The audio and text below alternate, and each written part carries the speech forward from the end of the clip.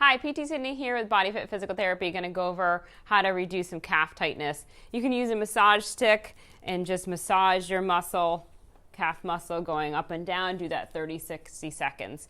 You can also stretch out on a foam roll by rolling out your calf, putting your legs on, pointing your feet in and out while you're on the foam roll. Can help change where you're stretching and rolling out that calf. Do that again 30-60 seconds.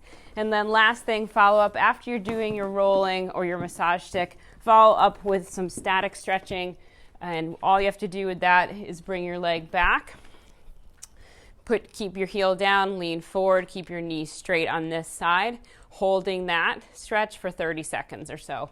Then you can also bring your knee down and bend your knee, holding that 30-60 seconds, and making sure that you get that lower part of the calf muscle. And all of these should be done at least daily to improve your calf tightness.